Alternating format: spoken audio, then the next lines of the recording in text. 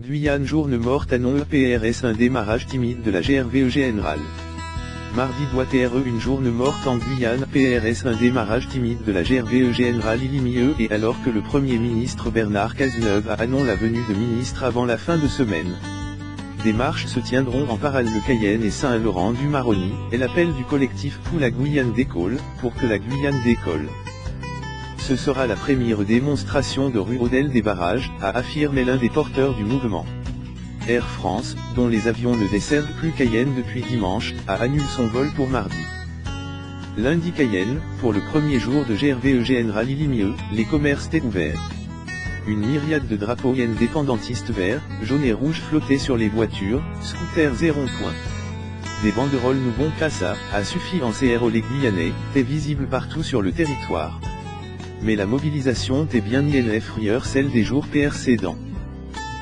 Alors que des centaines de manifestants se tenaient autour des barrages routiers dans Cayenne ce week-end, ils n'étaient que quelques dizaines lundi empêchèrent les voitures d'entrer ou sortir de la ville lundi.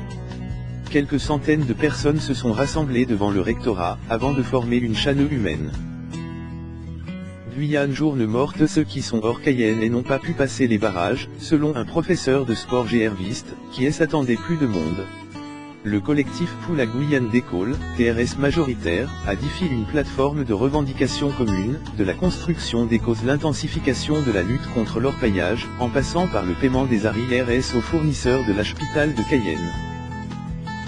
La première priorité, c'est la lutte contre l'insécurité, le renforcement des moyens, a toutefois déclaré le président François Hollande depuis Singapour.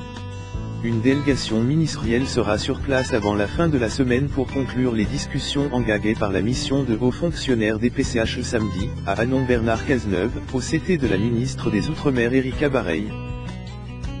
Si toutefois les conditions du respect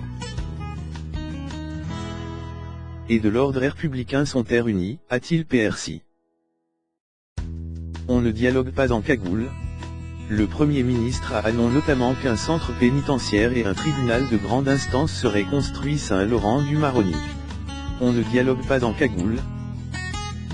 On dialogue le visage découvert. Il faut que la confiance soit perçante, a de son CT insiste le nouveau ministre de l'Intérieur Mathias Fekl, depuis Bruxelles. On a l'impression que le gouvernement ne priorite pas le ras-le-bol de la population, dont encore 30%.